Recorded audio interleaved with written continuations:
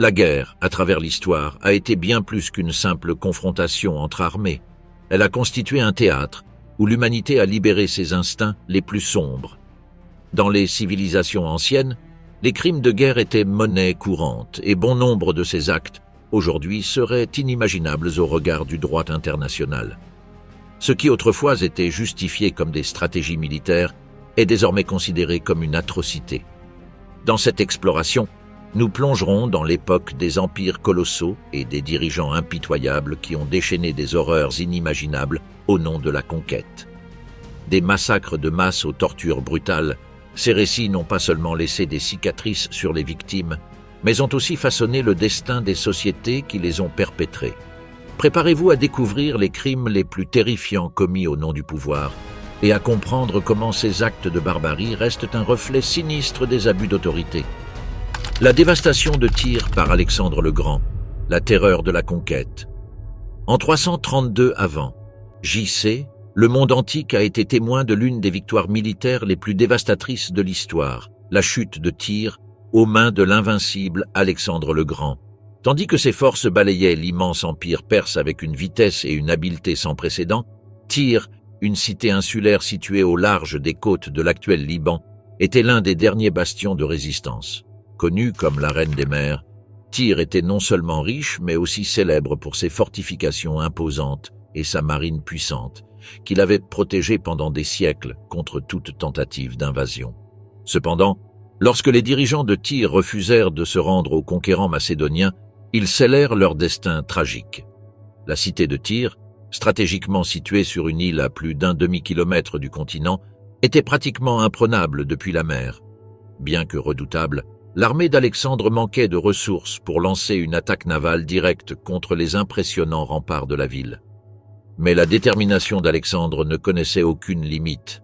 Avec un mélange d'ingéniosité tactique et de brutalité implacable, le roi macédonien élabora un plan qui stupéfia le monde antique. Construire une gigantesque chaussée, une sorte de pont terrestre reliant l'île au continent. Ce projet d'ingénierie monumentale mit non seulement à l'épreuve les capacités de son armée, mais aussi les attentes de tous les témoins de l'époque. La construction de la chaussée fut un véritable exploit de persévérance et un acte de désespoir. Pendant des mois, des milliers d'hommes travaillèrent jour et nuit, transportant d'énormes pierres et des matériaux de construction à travers le bras de mer étroit, séparant la ville du rivage. Pendant ce temps, les habitants de Tyr lançaient des attaques désespérées depuis leurs murailles, utilisant des catapultes, des flèches et des navires pour empêcher les forces d'Alexandre de terminer leur ouvrage. Cependant, les forces macédoniennes, composées d'ingénieurs, de soldats et d'alliés, résistèrent fermement. Finalement, la chaussée fut achevée, reliant l'île au continent. La ville, autrefois imprenable, était désormais à portée de l'épée macédonienne. Lorsque les forces d'Alexandre atteignirent les murs de Tyr, la résistance des Tyriens fut brutale, mais insuffisante pour arrêter l'offensive macédonienne. La chute de la ville fut dévastatrice. Après des heures de combats intenses, les murailles furent finalement brisées et la cité fut complètement prise. L'armée macédonienne ne fit preuve d'aucune pitié. Selon les récits historiques, plus de 6000 hommes tyriens furent massacrés sur place. Les survivants, environ 2000, subirent l'une des exécutions les plus brutales et publiques de l'histoire ancienne.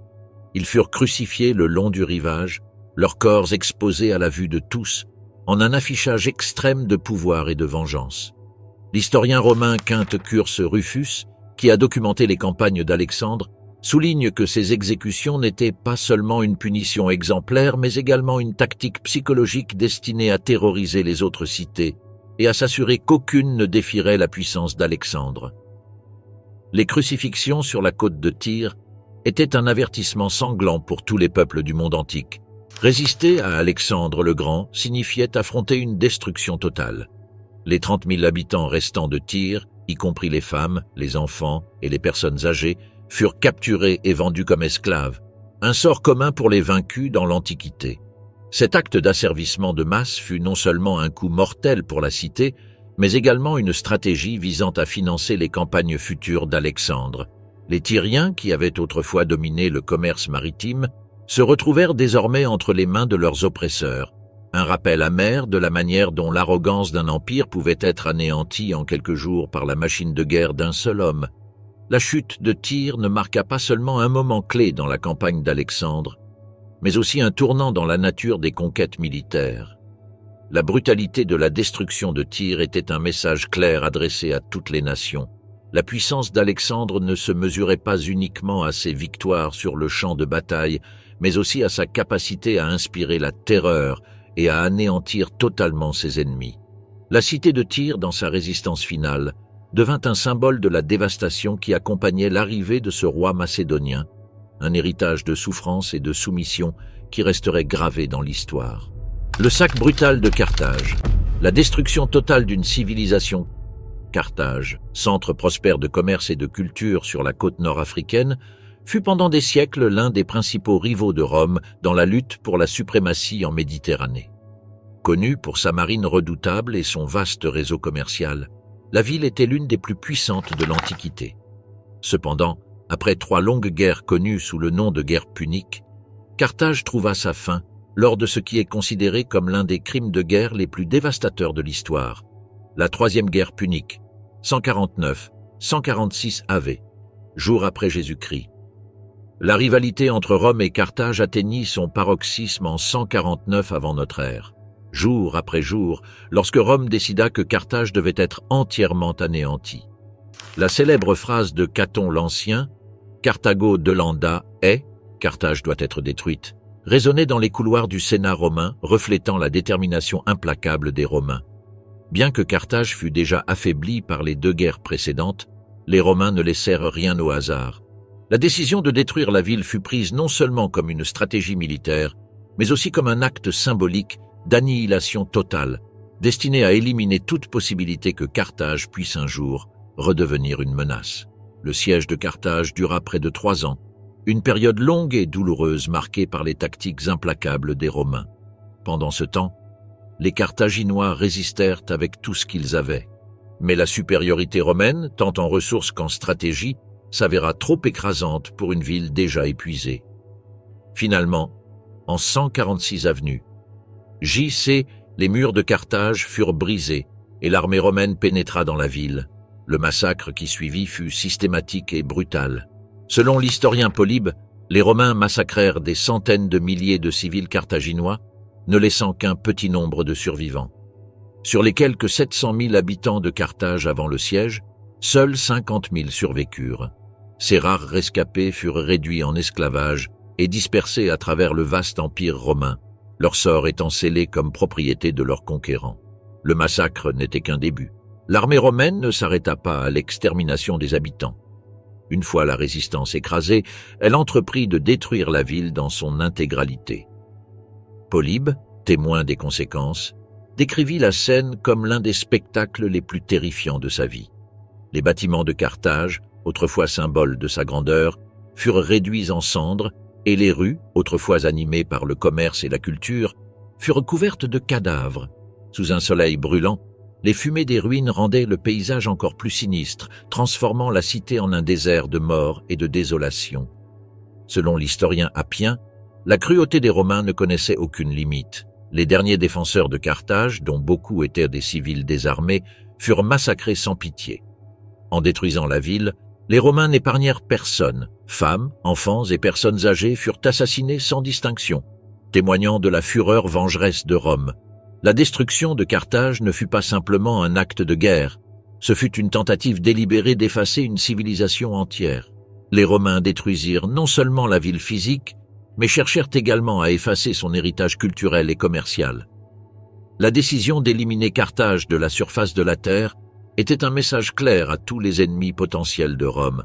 Défier Rome signifiait une destruction absolue, non seulement des armées, mais aussi des cultures entières. Cet acte d'extermination marqua l'aboutissement de siècles d'hostilité entre 2 puissances ayant lutté pour la suprématie en Méditerranée. En fin de compte, Rome ne se contenta pas de vaincre Carthage. Elle effaça toute trace de son existence. Dans les décennies suivantes, le territoire de Carthage fut salé, une technique symbolique destinée à empêcher la ville de renaître. Cet acte de salage symbolisait la destruction totale, rendant impossible toute renaissance. La chute de Carthage laissa une empreinte indélébile dans la mémoire historique romaine. Cette victoire témoigna de la puissance romaine, mais aussi de la brutalité avec laquelle Rome pouvait agir lorsqu'elle se sentait menacée. La ville, autrefois phare de richesse et de culture, n'était plus qu'un rappel des horreurs de la guerre. La troisième guerre punique et l'anéantissement de Carthage demeurent un symbole de la force implacable de la machine de guerre romaine, mais aussi des ténèbres qui peuvent obscurcir l'éthique en temps de guerre. La torture inimaginable, l'Empire assyrien. S'il existe un empire incarnant la brutalité absolue, c'est bien l'Empire assyrien. Du 10 au 7 siècle avant G.C., les Assyriens dominèrent une vaste région de Mésopotamie, étendant leur influence du nord de la Mésopotamie jusqu'au Levant et à l'Égypte.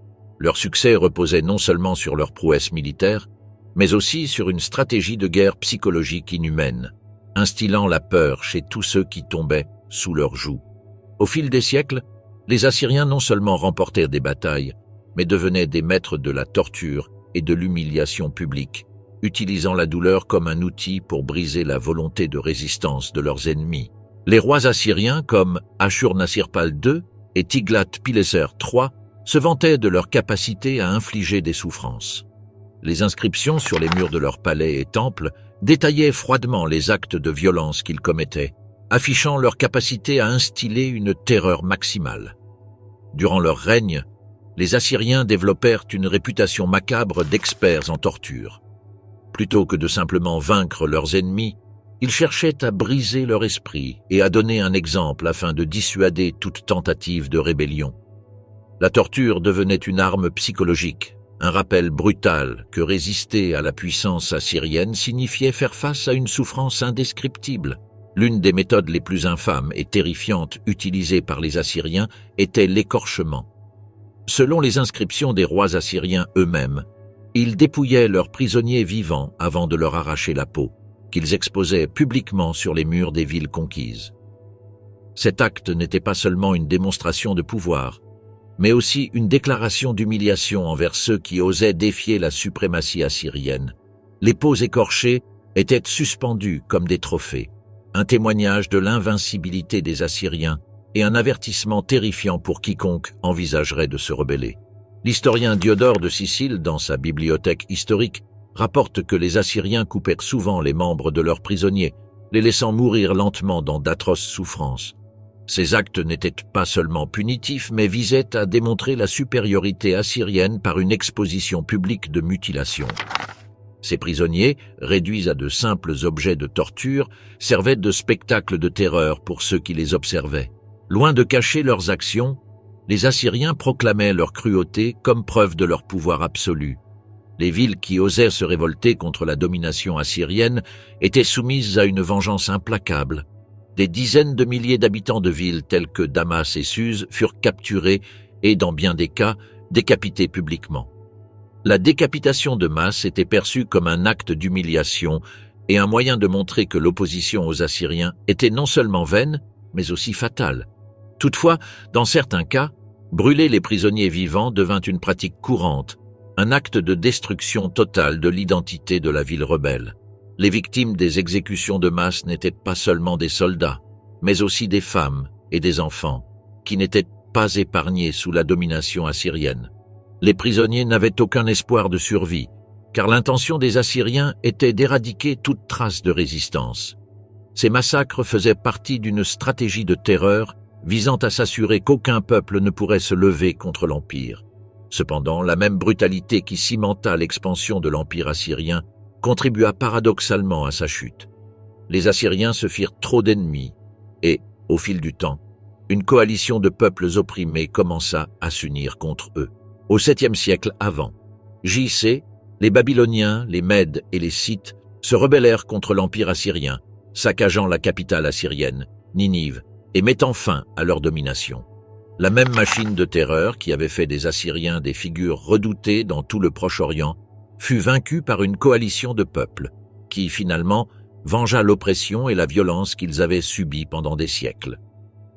La chute de Ninive et la disparition de l'Empire assyrien marquèrent non seulement la fin d'un empire, mais aussi la clôture d'un chapitre de terreur, où la torture et la souffrance étaient les armes privilégiées d'un empire dont l'héritage demeure l'un des plus sombres et des plus brutaux de l'histoire ancienne.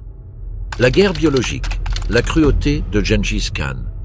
L'empire mongol de Gengis Khan, à son apogée, couvrait de vastes régions d'Asie et de parties de l'Europe. Il est connu non seulement pour son expansion territoriale stupéfiante, mais aussi pour sa brutalité inégalée et ses exécutions massives. Cependant, ce qui distingue vraiment l'empire mongol des autres empires anciens, c'est son utilisation systématique des stratégies de terreur, impliquant non seulement la mort immédiate, mais aussi la manipulation des armes biologiques pour semer la peur et le chaos. Les massacres et la guerre biologique menée par les Mongols ont non seulement dévasté des villes, mais ont aussi marqué un tournant dans l'histoire des conquêtes militaires. L'un des épisodes les plus horrifiants de l'expansion mongole eut lieu en 1346, lors du siège de la ville de Kaffa, située dans l'actuelle Crimée, et alors sous contrôle génois. Pendant des années, les Génois avaient résisté aux tentatives des Mongols de prendre la ville. Mais lorsque le siège entra dans une impasse, les Mongols décidèrent de recourir à une tactique macabre et sans précédent. Selon plusieurs chroniques historiques, le général mongol descendant de Gengis Khan lança des corps infectés par la peste par-dessus les murs de la ville de Kaffa. Les corps mongols étaient catapultés sur les remparts, apportant avec eux la mort sous la forme de la peste. Beaucoup d'historiens considèrent cet événement comme crucial dans la propagation de la peste noire en Europe et en Asie, qui allait tuer plus de 25 millions de personnes en Europe seule dans les années suivantes. Bien que la relation exacte entre le siège de Kaffa et l'épidémie de peste fasse encore débat, la tactique de guerre biologique utilisée par les Mongols dans cet épisode représente l'un des premiers exemples connus de bioterrorisme dans l'histoire militaire. La cruauté des Mongols ne se limitait pas à la guerre biologique. Ils étaient également tristement célèbres pour leurs exécutions massives, qui balayaient tout sur leur passage. L'un de ces exemples se produisit en 1221, lorsque les Mongols prirent la ville de Nishapur, dans ce qui est aujourd'hui l'Iran. La ville avait été le site d'une rébellion ayant entraîné la mort de l'un des gendres de Gengis Khan, et en guise de punition, le leader mongol ordonna un massacre total.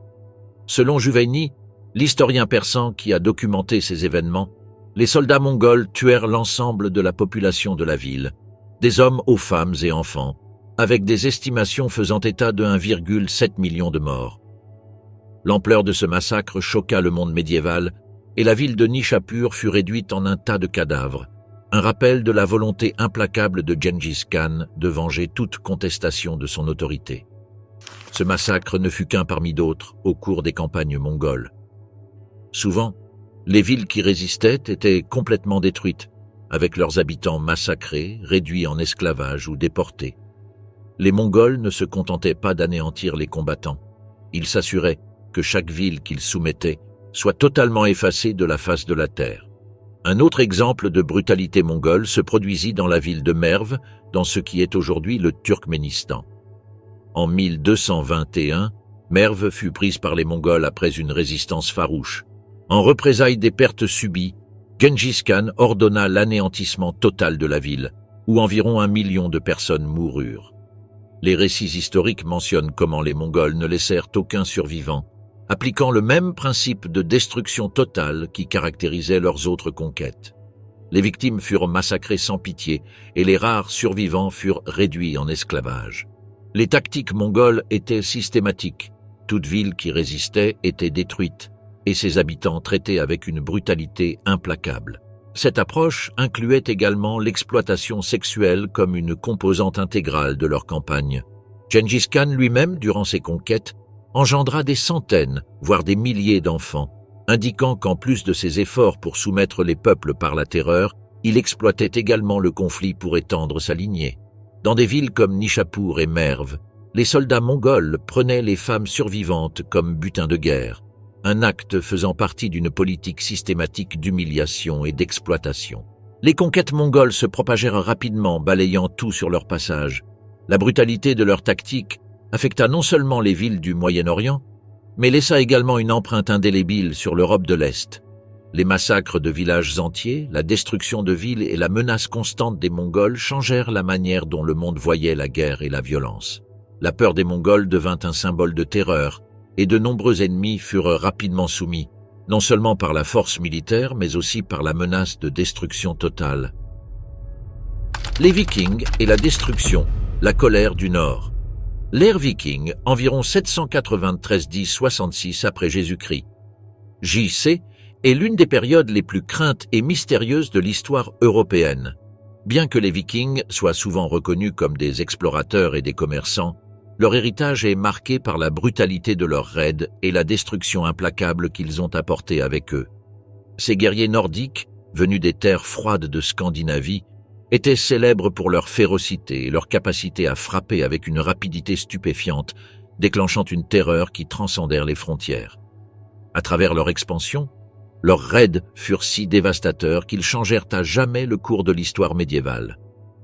En 793, l'un des premiers et des plus sanglants raids vikings a eu lieu au monastère de Lindisfarne, sur la côte de Northumbrie, en Angleterre. L'Anglo-Saxon Chronicle, un texte historique clé, décrit l'événement comme un grand massacre, une attaque inattendue qui plongea les habitants du monastère dans une panique absolue. Les Vikings, menés par Lothbrok ou l'un de ses successeurs, pillèrent ce lieu sacré sans pitié, tuant les moines, volant les trésors religieux et mettant le feu à tout ce qu'ils pouvaient. Il ne s'agissait pas d'un pillage ordinaire. Les Vikings ne prenaient pas seulement des richesses, ils détruisaient également un centre spirituel d'une grande importance pour le christianisme dans le nord de l'Europe. Cette attaque n'était pas seulement un acte de force, mais un symbole de suprématie. Les Vikings cherchaient à instiller la peur, montrant au monde que leurs guerriers ne respectaient ni frontières, ni croyances religieuses. Lindisfarne devint un symbole de la terreur viking, et de nombreux monastères le long des côtes de l'Angleterre, de l'Irlande et de la France seraient victimes de raids similaires dans les siècles suivants. Le raid de Lindisfarne ne fut que le début d'une série d'attaques qui terrifièrent l'Europe médiévale pendant plus de 2 siècles. Les raids vikings ne se limitaient pas à l'acquisition de richesses. Ils étaient aussi une forme de guerre psychologique. Ces guerriers nordiques étaient connus pour leur capacité à frapper de manière inattendue, souvent dans les premières heures du matin, lorsque les villages et les monastères étaient encore endormis. Des villages entiers étaient détruits et les survivants réduits en esclavage ou chassés, laissant derrière eux une traînée de dévastation. Les Vikings utilisaient des dracars, des navires qui leur permettaient d'atteindre rapidement les côtes les plus reculées. Ces navires étaient spécialement conçus pour manœuvrer dans les eaux peu profondes, leur permettant d'attaquer des endroits difficiles d'accès sans laisser aux populations locales le temps de se préparer ou de se défendre. La vitesse et la surprise de leurs attaques devinrent leur signature, et les communautés qui tombaient devant eux n'avaient que rarement l'occasion de réagir. L'un des épisodes les plus emblématiques de la destruction viking se produisit en 845, lorsque l'armée viking, dirigée par le légendaire Ragnar Lothbrok, pilla Paris. Lors de cette attaque, les Vikings ne se contentèrent pas de ravager la ville, mais exigèrent un paiement pour leur retrait, un acte d'humiliation qui marquerait le début d'une nouvelle ère dans les relations vikings européennes. Paris, un centre politique et commercial majeur, fut humilié devant la puissance nordique, montrant clairement qu'aucun endroit n'était à l'abri. Les raids vikings laissèrent non seulement un lourd tribut de mort et de destruction, mais transformèrent aussi profondément les structures sociales et culturelles de l'Europe. De nombreux villages et villes attaqués furent contraintes de se fortifier, tandis que la peur constante d'un raid entraîna des changements dans les stratégies militaires des royaumes européens. Cependant, les Vikings laissèrent également un héritage culturel important, incluant des influences sur la langue, l'art et la religion des régions qu'ils conquirent. Malgré leur nature destructrice, les Vikings jouèrent également un rôle d'explorateurs, de commerçants et de fondateurs de villes comme la Normandie en France et Kiev en Ukraine, laissant une empreinte durable dans l'histoire européenne. La destruction d'Alexandrie, le crime de Jules César. L'un des crimes de guerre les plus choquants et dévastateurs de l'Antiquité ne se limitait pas au massacre des populations ou à la destruction physique des villes, mais comprenait également l'annihilation de l'un des centres de savoir les plus avancés de son époque, la bibliothèque d'Alexandrie. Cet acte a eu lieu en 47 après Jésus-Christ. J.C., lorsque Jules César, dans sa quête pour consolider son pouvoir dans le monde romain, s'est impliqué dans une série de conflits politiques en Égypte qui ont abouti à la destruction d'Alexandrie, la ville la plus emblématique du monde antique. Alexandrie, le joyau de l'Égypte et l'un des principaux centres d'apprentissage de la civilisation ancienne, était sous le contrôle de Ptolémée XIII, un jeune pharaon dont le règne était menacé par sa sœur Cléopâtre, qui luttait pour le trône. Jules César, en tant que chef militaire de Rome, intervint dans la dispute dynastique soutenant Cléopâtre dans sa lutte pour le pouvoir. Cela a conduit à un siège violent de la ville d'Alexandrie, une ville stratégiquement importante à la fois pour sa situation géographique et sa valeur culturelle immense. L'histoire du siège est principalement connue à travers les récits de César lui-même, qu'il décrit dans ses mémoires Commentarii de Bello Civili, commentaires sur la guerre civile. Selon César, le conflit fut bref mais extrêmement destructeur. La ville fut complètement assiégée et les forces de César, faisant face à la résistance de ce loyau à Ptolémée XIII, lancèrent un assaut violent pour prendre le contrôle de la ville. Dans ce contexte, la destruction d'Alexandrie fut plus qu'un simple acte de guerre. C'était un acte délibéré de démantèlement culturel. L'aspect le plus tragique de cet épisode fut le sort de la bibliothèque d'Alexandrie, qui à l'époque abritait des millions de rouleaux et de textes sur l'astronomie, les mathématiques, la philosophie, la littérature et bien d'autres sciences. À son apogée, la bibliothèque était un symbole du savoir et de la puissance intellectuelle dans le monde antique, et sa destruction marqua un jalon irréparable dans l'histoire de l'humanité.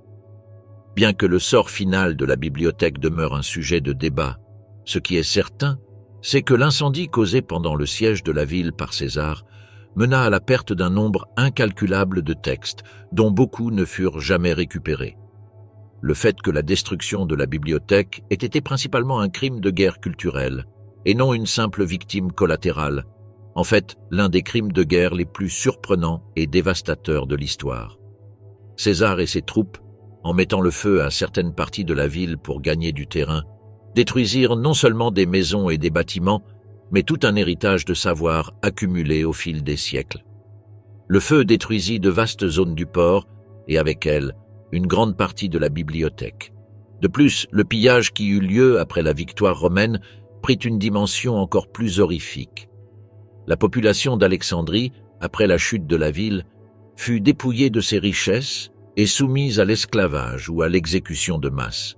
Bien que les détails exacts des morts des habitants varient selon les sources, de nombreux récits pointent vers un nettoyage brutal de la population restante. Les survivants furent vendus comme esclaves ou dispersés à travers l'Empire romain, tandis que les temples et bâtiments de la ville étaient pillés et détruits. Il est important de se rappeler que la ville n'était pas seulement le centre du pouvoir politique, mais aussi un épicentre culturel, où résidaient des penseurs, des scientifiques et des philosophes renommés. La perte des textes conservés dans la bibliothèque d'Alexandrie a représenté un coût irréparable non seulement pour l'Égypte, mais pour le monde entier. On estime que, pendant le siège et les incendies qui ont suivi, des dizaines de milliers de textes ont été perdus à jamais, détruisant l'héritage de certaines des esprits les plus brillants de l'humanité de l'époque. La brutalité de César et de son armée n'a pas seulement laissé des dizaines de milliers de morts, mais a également marqué une rupture irréversible avec le passé, éliminant des siècles de savoir qui auraient pu accélérer les progrès dans les sciences, les arts et la philosophie. Bien que César ait pu voir sa victoire comme une justification politique, les dommages culturels et scientifiques causés par la destruction d'Alexandrie ont laissé des cicatrices profondes dans le monde antique, dont les effets se sont fait sentir pendant des siècles. En résumé, le siège d'Alexandrie et la destruction de la bibliothèque d'Alexandrie n'ont pas seulement été un massacre physique, mais aussi un acte qui a détruit un trésor inestimable de sagesse ancienne, devenant ainsi l'un des crimes de guerre les plus choquants jamais enregistrés. Cet acte de brutalité culturelle met en lumière la dimension souvent oubliée des crimes de guerre dans l'Antiquité, où le savoir humain, la mémoire collective et la sagesse ont été sacrifiés sur l'autel de la conquête et du pouvoir militaire. Conclusion. Les crimes de guerre dans l'Antiquité sont parmi les épisodes les plus sombres et les plus glaçants de l'histoire humaine. Du massacre systématique des Carthaginois aux tactiques brutales des Assyriens et des Mongols, ces événements ont non seulement modifié le cours des civilisations, mais ont aussi révélé les mesures extrêmes que les dirigeants antiques étaient prêts à prendre pour assurer leur domination. Ces actes de violence étaient non seulement une partie intégrante des stratégies militaires de leur époque, mais ont également laissé des traces profondes dans les sociétés qui les ont vécus. L'ampleur de ces crimes soulève des questions sur l'impact durable de tels épisodes sur la mémoire historique des peuples. Dans de nombreux cas, la destruction fut totale et les villes ne retrouvèrent jamais leur état antérieur. En révisitant ces événements, il est impossible de ne pas considérer la nature du pouvoir et de la violence dans les conflits armés, et comment ces actes de guerre continuent à être étudiés aujourd'hui comme une partie fondamentale de l'histoire ancienne. Ce que ces crimes ont laissé derrière eux sert de rappel des réalités brutales de la guerre dans sa forme la plus extrême.